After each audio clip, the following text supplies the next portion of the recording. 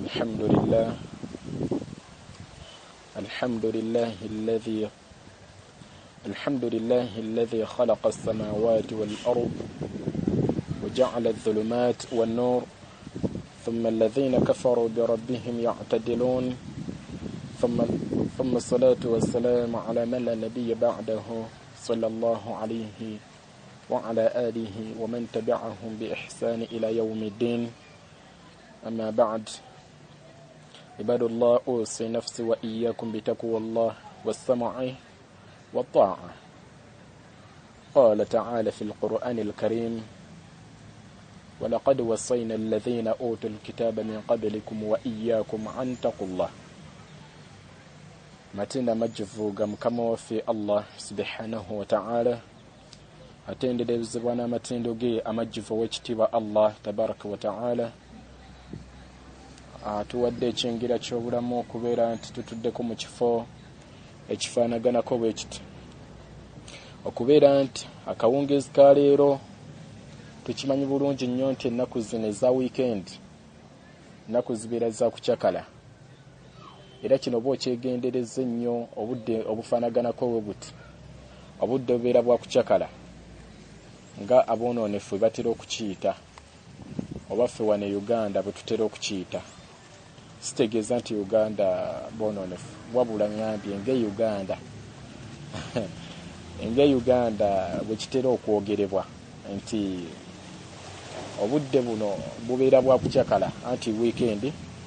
So dorosu nga zino ezifaanaganako bwe ziti dorosu ezitambula kizibu nnyo naddala zino ennaku olw'Essande okubeera nti abantu bazijjumbira, era kyova olaba nti be bangi Allah oba be batono nnyo Allah basidde abeera asaasidde. So okubeera nti mukuŋŋaanidde mu kifo bwe kifaanaganako bwe kiti ne mubeera nga mwerekereza ennaku zino, okubeera nti mujja ne mubeera nga muzze okubeerako ne kye mujjukanya ku busiraamu bwammwe, okubeerako ne kye mwongera ku busiraamu bwammwe, ekyo kyengera Allah kyabeera akuwadde Allah tabaraka wa ta'ala. Era ng'ekyengera ekyo kya Allah kyakuwadde olunaku olwaleero okuggyako mu darusu ya leero n'obeera nti otuula n'owuliriza ku bigambo bya Allah, niyayo osaana n'obeera ng'ogirongoosa nga tewazze kuwulira oba nga tewazze kulaba nti oyo ajjumbira nnyo okugenda mu darusu, okubeera nti bakuwaana bakwogerako. Niyayo osaana n'obeera nti ogirongoosa ekifo nga ekifaanaganako bwe kiti, n'obeera nga okiganyulwamu mu maaso ga Allah tabaraka wa ta'ala ku dunya kuno wamu ne ku lunaku olw'ekiyama. Aya gye ntandise nayo mukama waffe Rabbul Arshil Azim bwe yali nga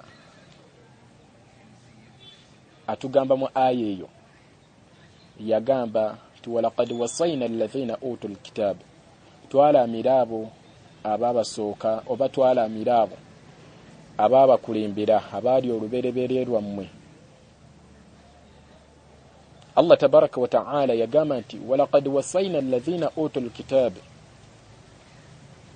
twalamira abo abaabasookawo abaali olubereberye lwammwe mwe nga temunnabeerawo, twabalamira wa iyyakum wamu nammwe. Twalamira abo ababasookawo wamu ne tulamira nammwe wa iyyakum wamu nammwe an taqullah, okubeera nga tutya ekitiibwa Allah. Ekyo Allah yakiramira abaatusookawo, wakadhalika n'abaliwo naffe ffennyini abaliwo omulembe guno, nga Allah yabeera nti atulamira okubeera nga tumutya mu bwomu bwe. So olunaku olwaleero okusooka kwa byonna tumusaba Allah w'ekitiibwa so okusaasira ebyengira n'emirembe ku w'ekitiibwa nabiyuna Muhammadin sallallahu alaihi wasallam wamu ne basahaba be wamu n'abo bennyini ab'ennyumba ye wamu n'abo abanaamugoberera okutuusa olunaku olw'enkomerero. Kutira omwoyo gwange n'ekyamumwe okubeera nti tutya ekitiibwa Allah tabaraka wa ta'ala, nga tukola ebyo bye yatulagira wamu n'okubeera nga twerekereza ebyo bye yabeera nti atuziiza okukola. Olunaku olwaleero musomo gwaffe omugonvugonvu, kusooka kwa byonna twebaza Sheikh eyateeseteese darusu eno, yateeseteese omusomo bwe guti. Tumusaba Allah amusasulemu ekisingamu okuba ekirungi, okuteekateeka darusu efaanaganako bweti, abantu ne mubeera nga mukuŋŋaaniddewo olunaku olwaleero okubeerako nga twongera ku ddiini yaffe oba nga twongera ku kumanya kwe tulina. omusomo gwaffe omugonvugonvu gwe twagadde okubeera nti olunaku olwaleero mu daruso ya leero eyakawungezi ka leero nga ensonga gye tugenda okubeera nti tutunuulirako ensonga ekwatagana ne azina obwenzi. Twagadde tutunuulire tulabe ekitiibwa Allah oba tutunuulireko obubi obuli mu bwenzi. Kino oba okyegendereza abasiraamu bangi tujjumbidde nnyo okubeera mu bwenzi. Abasiraamu bangi obwenzi tubukola tetubulaba mu buzibu. Abasiraamu bangi bo era kino oba okyegendereza abasiraamu bangi tebali nti bali mu kubeera nti era kino oba okitunuulidde nnyo. Omuntu asobola okubeera n'omuntu we n'omukazi oba n'omukyala nga mulina ewakaawe wabeera wasula, naye ng'ekituufu kiri nti omukyala oyo si bawoowe bonna. So ensonga efaanaganako bw'eti abasinga, era kino oba okyegendereza okitunuulidde nnyo bavubuka abawala oba abavubuka naddala mu abavubuka abalenzi, ensonga ekwatagana ne ku bwenzi esusse. Boyfriend ne girlfriend ye ngombe eriwo. Ensonga ekwatagana ne ku bwenzi owekitiibwa mukama waffe Allah tabaraka wa ta'ala bwe yali ng'ajogerako, aya eyo yennyini kizibu nnyo okusinkana omuntu. Aya eri mu surati Isra'i kizibu nnyo okusinkana omusiraamu nga tagimanyi. Abasinga tugimanyi naye okubeera nti tugimanyi tetugitegeera makulu gaayo, nawamu tetugitegeera kiki Allah tabaraka wa ta'ala kye yali ategeeza mu aya eyo. Allah tabaraka wa ta'ala mu aya gye tumanyi obulungi ffenna Allah we yagambira nti wala taqrabu zina innahu kana fahishatan wasaa sabila. Mu aya eyo Allah tabaraka wa ta'ala bwe yali ayogera ku kigambo eky'obwenzi teyagamba nti temugezanga ne mukola obwenzi, temukolanga obwenzi. Allah tabaraka wa ta'ala si kyekyo kye yagamba, era aya si bwetyo bwegamba nti temukolanga obwenzi, wabula aya egamba nti temugezanga ne musemberera. Wala taqrabu, temugezanga ne musemberera. Aya eyo Allah tabaraka wa ta'ala okubeera nti yatugaana okubeera nti tusemberera, temugezanga ne musemberera obwenzi.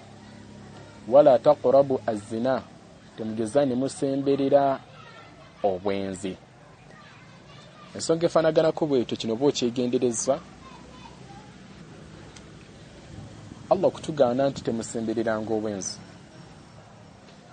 Ensonga efaanaganako bwetyo abasinga tulina buli kyonna ky'omanyi, okusooka kwa byonna, buli kyonna ky'omanyi nti singa okitandika okukikola kigenda kusuula mbwenzi, togezanga n'okikola.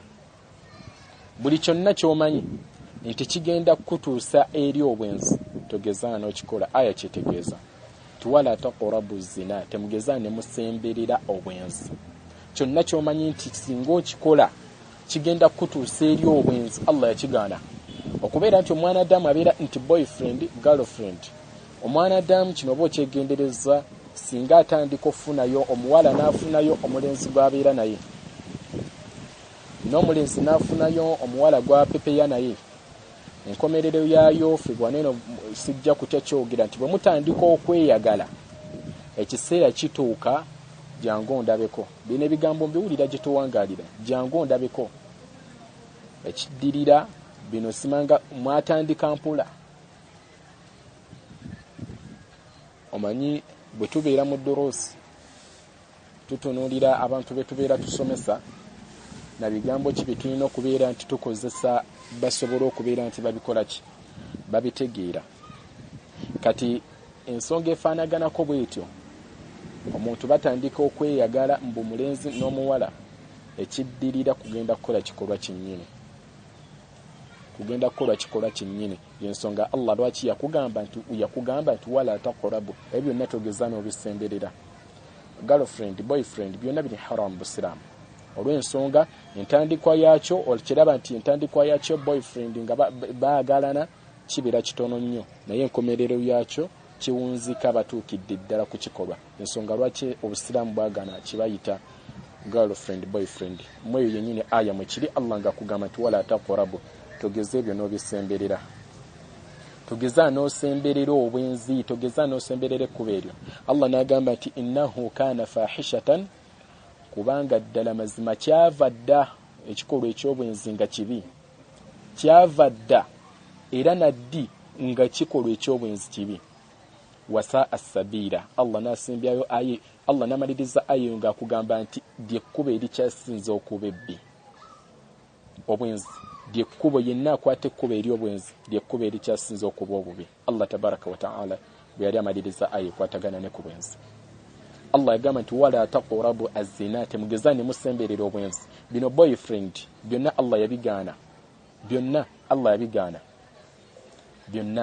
yabigaana temugezani musemberera obwenzi innahu kana fahishatan wa sa'a sabila olw'ensonga kyava ddanga ekikolwa eky'obwenzi kibi naddi era lyekkubo erikyasinza okubeera ebbi ekkubo ery'obwenzi era yenna akwata ekkubo ery'obwenzi Allah kyali ategeeza nti y'omuntu ekkubo erikyasinza okubeera nti ligenda twala abantu mbubi bwe buki jahannam okufaafaaganirwa n'okuzikirira omuntu yenna akwata ekkubo ery'obwenzi era omuntu anaawona ekikolwa eky'obwenzi omuntu anaawona obwenzi ayina okubeera nti tugenda kumenya ku nsonga zino ensonga esooka y'ensonga eya music tetugenda somesa ku music wabula tugenda tunuulira ensonga eya music y'emu ku nsonga etwala abantu mbwenzi kyovulaba omumanyi omu bwe yali ayogera ku nsonga eyo yagamba nti al-ghina'u ru'yatu zina ennyimba lyekkubo eritwala abantu mbwenzi nekitegeeza nti omuntu bw'akwata ekkubo n'atandika okubeera nti awuliriza music waliwo osimanyi zino ennyimba zibayita simange eza love omwana adamu buli bwaziwuliriza zitandika omumugira omutima gwe n'atuuka okubeera nti ye kennyini era omumanyi yakyogera mu nsonga n'agamba nti al-ghina'u ru'yatu zina ennyimba lyekkubo eritwala abantu mbwenzi omumanyi oyo n'agamba nti idha ghana al-insanu omuntu buli bw'ayimba omuntu buli bw'abeera nga ye abeera mu kuyimba sebu omuntu n'obeera nga gwe obeera music kuyimba buli wotambulira olina byokola kuyimba yagamba nti zana omuntu oyo ateeka okwenda ateeka osemberera obwenzi kikyategeeza ateeka ofunayo awutamanna n'agamba nti oba yeegomba okwenda omuntu era bw'atandika owuliriza music bw'atandika omuwuliriza music atandika omugira omutima gwe anti ng'oluyimba lwalaba oba lwawuliriza balina gwe bawaana kati naye ng'atandika okubeera nti yeegomba muli mutima gwe okubeera nti akola ki afunayo naye gwabeera naye gwapepeya naye era ekiddirira enkomerero yakyo ng'atandika kufunayo kawala kabeera nako obanga omuwala atandika okufunayo omulenzi bwe biti ebintu ekiyitibwa obwenzi omuntu yenna anaawona obwenzi anaawona okusemberera obwenzi alina okubeera nti yeewala ekigambo ekiyitibwa music yeewala ekkubo erya music kubanga al-ghina'u ru'yatu zina ennyimba zezitwala lyekkubo eritwala abantu mbwenzi idha ghana al-insanu omuntu buli bw'abeera nga ye buli bw'abeera kuyimba zana ateeka okwenda awutamanna oba atuukeko ekiseera n'atuuka okubeera nti yeegomba okwenda ensonga ey'okubiri omuntu ng'anaawona obwenzi ekkubo lyalina okubeera nti ye awona okusooka kwa byonna nga tetunnabatuuka ku kkubo eddala waliwo kino oba okyegendereza waliwo bano bamusajja mukulu omu balina enjogera gye boogera ebigambo byabwe mbutuufu bw'ogenda ku kawala n'okasinkana mu kkubo n'obeerako n'okakwana kakugambirawo ssente ko kaagalirawo ssente ate bw'otuuka ku bakazi abakulu ate bbe ebya ssente tebiriiko bali mbwenzi abasajja bakulu bali mbwenzi naye ow'ekitiibwa sallallahu alaihi wasallam yagamba hadithi emu nti thalathan mbaka yatumenyera ebintu bisatu mbaka yamenya abantu bamiteeko esatu yagamba nti thalathan abantu bamiteeko esatu yagamba nti la yukallimahumullah ow'ekitiibwa Allah tabaraka wa ta'ala tagenda kwogera nabo Allah tagenda kwogera nabo mbaka n'agamba si kyokka ekyokwogera nabo wala yanzuru ilayhim ate era Allah tagenda kubeera nti akola ki abatunulako abantu ab'emiteeko esatu abo mulimu gwenjagaddemu yagamba nti wala yanzuru ilayhim tagenda kubeera nti Allah tabaraka wa ta'ala abakubako eriiso oba abatunulako bw'ati Omubaka n'agamba nti si kyekyo ekyo batunulako walahum adhabun alim, bayina ebibonerezo byabwe ebikakali, bayina ebibonerezo byabwe eby'amaanyi, bayina ebibonerezo byabwe ebiruma. Omubaka sallallahu alaihi wasallam mwaba basatu beyamenya ninamuze gwenjagaddemu nga yasooka yagamba nti Ushaymi Tuzani ye musajja mukulu ngalemedde embwenzi. Myaka 37, myaka 3, myaka 4, myaka 5 basajja bakulu wallahi basinkana bali mbwenzi. Si kyekyo ekyokubeera nti basajja bakulu obasinkana bali mbwenzi ne baneiba baabwe tibabayinaamu yadde ensonyi. Baneiba baffe betuwangala nabo, era musajja mukulu anyigiriza okulaba nti mukyala wa neiba we ssebo abako n'obugambo bwamusuulirayo, abeerako n'obugambo bwamusuulirayo. Ekyo kisinga obeera okyegendereza bamusajja mukulu ekintu ekyo bye batera okukikola. Myaka 3, myaka 4, 5. Nomubaka sallallahu alaihi wasallam so ila rasulu sallallahu alaihi wasallam wekitiba mukama waffe omubaka wa Allah bamubuuza nti ayu dhambi a'zam, omubaka wa Allah madhambi ki agamu ku manene oba madhambi ki agasinga okuba manene? Omubaka yagamba nti bi antadhina ala khalilati lijari, ye musajja y'omuntu okwenda ku mukyala wa neiba we. Bwe bwonna amadhambi okwenda kiri mu madhambi okwenda ku mukyala wa neiba wo, era kino oba okyegendereza abasiraamu abasinga bangi. Sebo nga ina neiba we, omusajja wattu neiba bw'agenda okukola ku mulimu,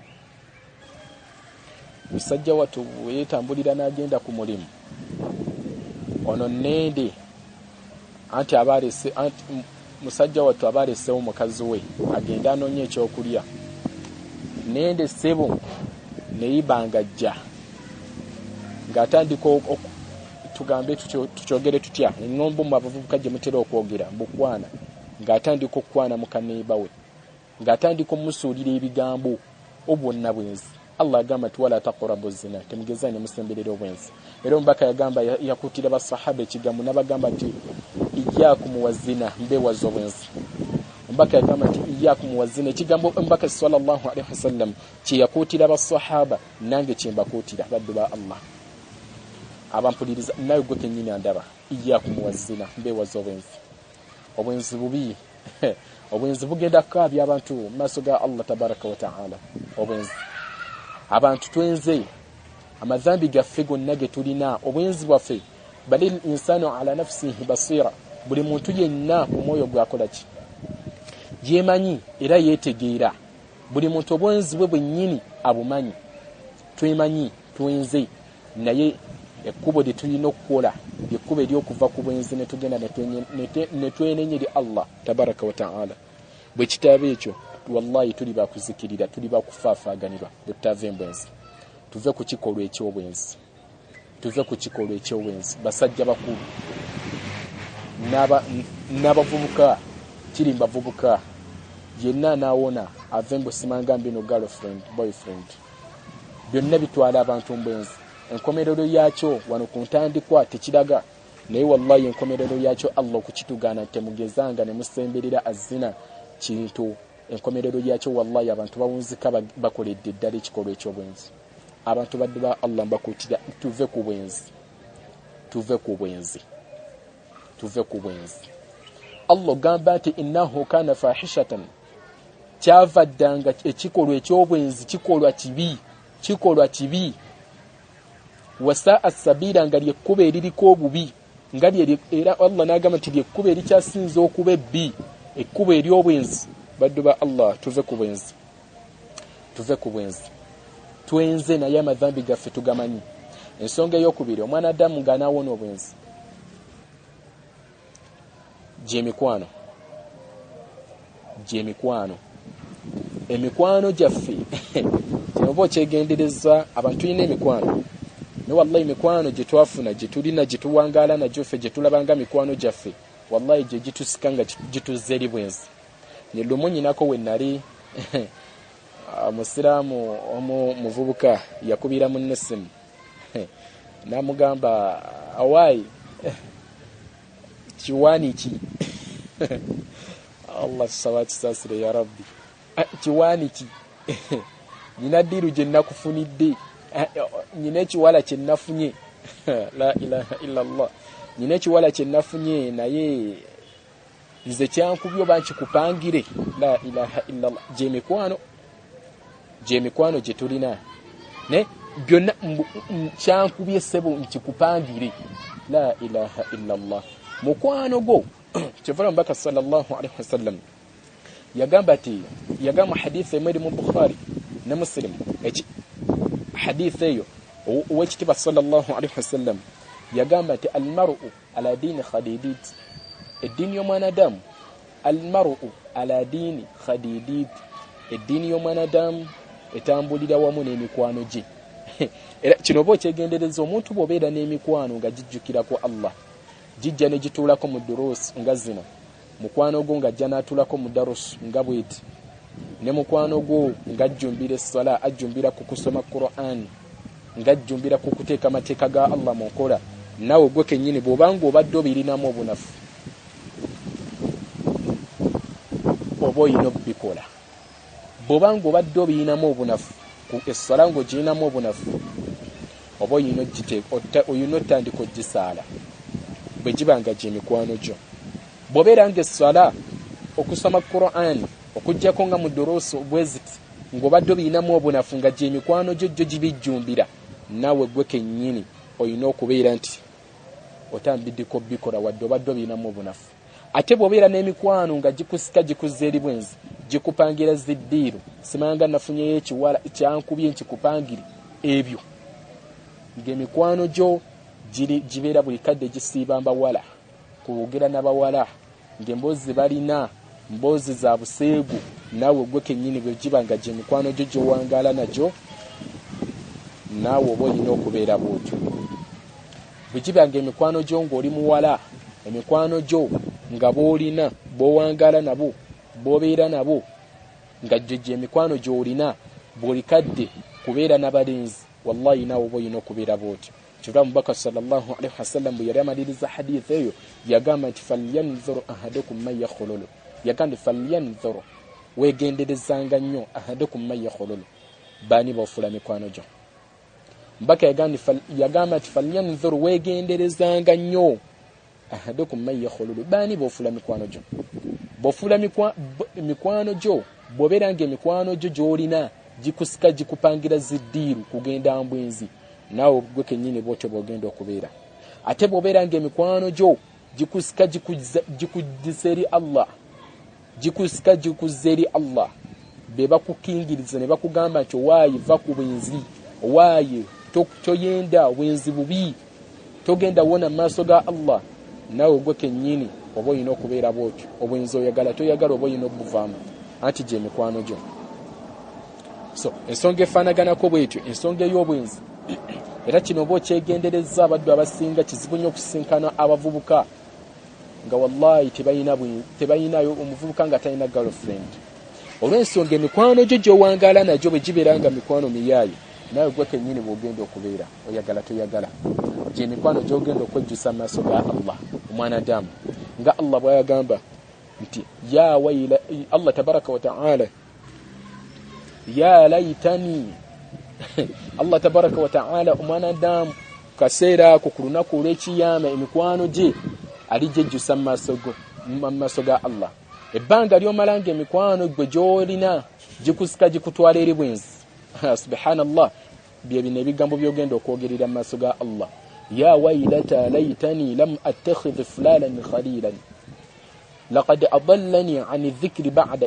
idh ja'ani Allah tabaraka wa ta'ala yagamba ku mikwano bwe yali ayogera ku mikwano abantu mu maaso ga Allah bagenda okutandika okwejjusa mikwano gyabwe gye baalina Allah yagamba nti ya waylata laytani bannange nga nze zinsanze nze lam attakhidh fulanan khalilan singa saafuula fulani oyo kubeera mukwano gwange nga fulani wo mukwano gwo gwe wali ku duniya nga yakupangira ziddiiru kupepeya na kiwala mukwano gwo gwe walina ng'akupangira kufunayo olulenzi lw'obeera nalwo lu boyfriend nga mukwano gwo yakupangira funayo ka girlfriend boyfriend emikwano gyo maaso ga Allah olijejjusa nga zinsanze nze lam attakhidh fulanan khalilan singa safula fulani okubeera mukwano gwange.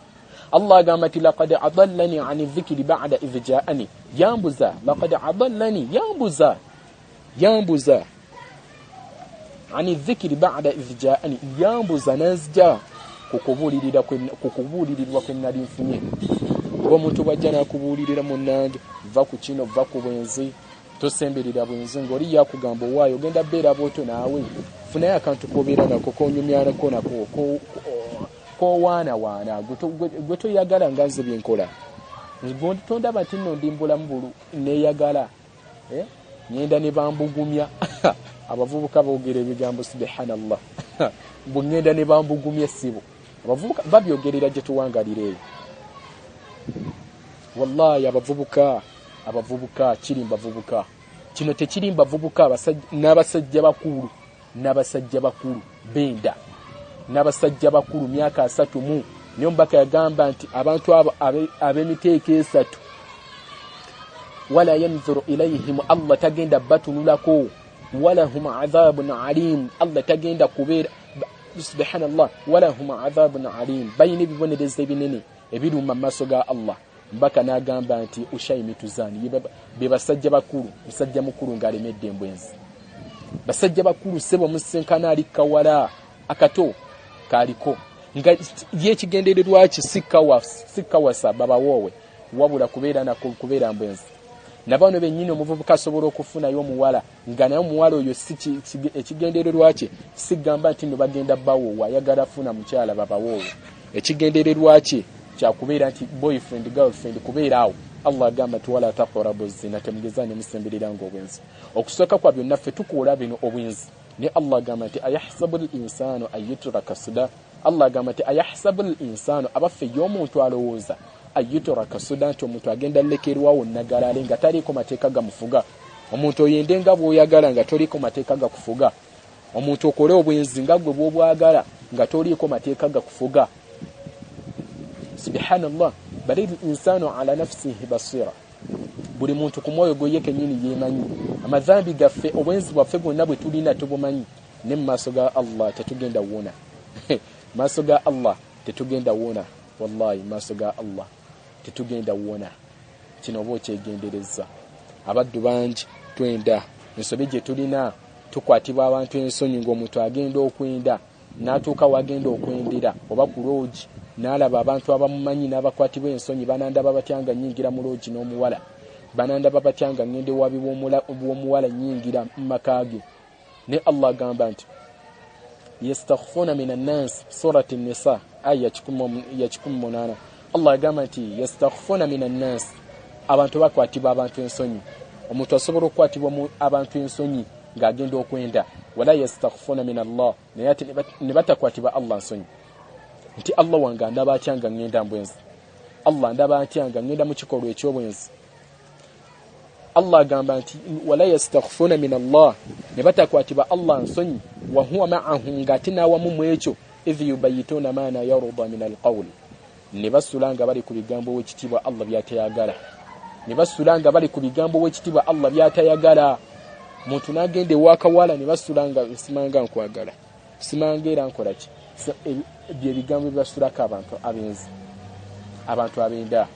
Muntu n'abeera ku ssimu simanga n'awaana n'akola ki, ne byonna Allah tabaraka wa ta'ala yagamba nti abantu bakwatibwa abantu ensonyi. Omuntu akwatibwa omuntu banne ensonyi, banandaba batyanga ngenda mu loogi n'akawala, banandaba batya musajja mukulu n'akwatibwa ensonyi, banandaba batyanga ngenda mu loogi ngende uwomukazi ono bwenzi, natya abantu mulaba naye natatya Allah tabaraka wa ta'ala mulaba. Naye tukimanye nti wekitibwa Allah tabaraka wa ta'ala yatwebungulula byonna bye tukola. Genda nga bw'oyagala, kola obwenzi nga bw'oyagala, bukole naye tumanya maaso ga Allah togenda wona. Bikole nga bw'obikola wano ne maaso ga Allah togenda wona. Ensonga eyokusatu gye twagadde okubeera nti nayo tukoonako, ensonga eyokusatu era okusooka kwa byonna, ensonga eyokusatu yennyini gye twagadde okubeera nti tumaliriza nayo, omuntu anaawona obwenzi alina okubeera nti yerekereza ebintu by'obwagazi ng'abyerekereza ku mutima gwe. Wa amma man Allah tabaraka wa ta'ala yagamba nti fa amma man taqa oyenna anaabula kuno ku dunya wa athara alhayata ad-dunya nga ye dunya gyateeka mu kifuba kye, ng'omwanadamu ye obwenzi bwe yateeka mu kifuba kye, fa inna aljahima hiya almawa, oyo obuddo bwe bugenda beera muliro jahannam. Allah n'agamba nti wa amma man khafa maqama rabbih, noyenna n'atya muli mu mutima gwe nti mbutuufu nnyeze koze obwenzi nembutuufu kanzire eri Allah, n'akugira omwoyo gwe. Allah agamba nti wa amma man khafa maqama rabbih, oyenna anatya butya bagenda osinkana Allah. Wa naha nafsa anil hawa, n'akugira omwoyo gwe ku bintu ebyobwagazi, n'amanya nti wadde obwenzi mbwagala mbulamu bwange, bunnyumira singa mbeera mbukola, naye mbutuufu nnyeze kambuleke, kandeke obwenzi kambwesonyiwe. Fa inna aljannata hiya almawa, afaanaganako bw'atyo Allah tabaraka wa ta'ala yamusuubiza nti oyo ejjana bwe bugenda okubeera obuddo bwe. Analeka ebintu by'obwagazi n'ava ku bwenzi, kuba obwintu bw'obwagazi emyoyo gyaffe gyo tegyagala bintu bya Allah. Emyoyo gyaffe gyo gyagala bintu bya bwonoonefu, bintu by'amasanyu, okwenda. Emyoyo gyaffe bye bintu bigisinga okwagala. Tuve ku bintu eby'amasanyu, tuve ku bintu. Okusooka kwa byonna omuntu Allah gwanaabuza Allah tabaraka wa ta'ala nga bw'agamba nti mu aya emu nti yu'adhibu man yasha, abuza oyo gw'aba ayagadde, wa yarhamu man yasha. Allah tabaraka wa ta'ala gwanaabuza asooka kwetandikirawo ye kennyini. Omuntu Allah gwanaabuza bw'abanga omwanadamu anaabula, Allah gwanaabuza omwanadamu yasooka okwetandikirawo kyeyetandikiddewo. Atya omwanadamu bwe yeteeka ku kkubo eryamanyi ti lino ekkubo lintwala mbwenzi, music bwe muwulirize enkomerero yakyo ngenda kugenda mbwenzi. Omuntu n'amanya nti singa nfuna akawala nempeera nga mpepeya nako mu girlfriend nembeera nako, wallahi enkomerero yakyo ngenda wunzika ngenze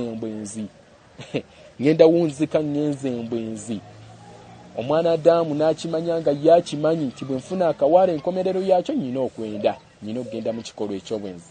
Ekyo omwanadamu n'akimanya, ate ye kennyini n'agenda era n'akafuna akawala, Allah mubulizaayo ddala, Allah mutwalira ddala bw'atyo. Naye ate wa yarhamu man yasha, ate n'alungamya ogwabeera ayagadde. Atya mwanadamu bw'anoonya obulungamu, n'anoonya kusoma Qur'an, n'anoonya waji basomeseza Qur'an, Allah amukolera enteekateeka, wallahi n'atandika ogisoma. Mwanadamu anaalungama nga ye anoonya mikwano mirungi emirongoofu, Allah gy'ayagala egikola egiteeka amateeka ga Allah mu nkola, ne Allah emikwano egyo agimusembereza. Bw'oba omuntu bw'abeera nga yeewala obwenzi, n'ava ku girlfriend boyfriend, omwanadamu n'abyesonyiwa, Allah mulungamiza ddala, n'amutwalira ddala mbulungamu. Naye yenna anaabula, Allah gwanaabuza asooka ye kennyini kwetandikirawo bintu by'abwagazi by'omwoyo gwe. So yenna byonna analeka ebintu by'obwagazi eby'omwoyo gwe, wallahi oyo anaawona obwenzi. Naye ekitali ekyo mwanadamu tetugenda kuwona bwenzi tetugenda wona mu maaso ga Allah tabaraka wa ta'ala. Yenda nga bw'oyagala kola obwenzi, tubukole nga bwe twagala. Muddu wa Allah ali wanampuliriza, twende nga bwe twagala, naye tetugenda wona muliro jahannam. Okusooka kwa byonna eriyo olunaku, byonna nga bw'obikola olina obijjukira ate obyejjuse. Otya mu surati al-Fajr mu aya ezimu peegi esooka, naye aya zennyini ezisembera ddala ku peegi esooka mu surati al-Fajr, Allah tabaraka wa ta'ala yagamba nti kalla idha dukkatil ardu dakkan dakka, ensi eno bw'eribanga emaze okukankanyizibwa okubeetentebwa, ne yonna Allah n'agibetenta gye tumanyi obulungi. Wajaa rabbuka, byonna nga bwe tukola eriyo akaseera ako Allah lwagenda okuva ku arushi ye, tukimanyi bulungi nnyo nti ensi eno yonna Allah agenda gisaanyawo agifuula omuseetwe. Kati akaseera ako ffenna tulibeera tuzuukidde nga tuli ku nsi okwo. Allah agamba okusooka kwa byonna, Allah agamba nti gwe, Allah n'akugamba